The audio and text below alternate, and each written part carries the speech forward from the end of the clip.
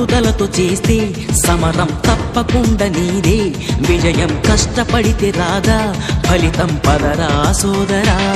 నీ ధైర్యం తోడై ఉండగా ఏ సాయం కోసం చూడక, నీ ధ్యేయం చూపే మార్గంలో పోరా సూటిగా.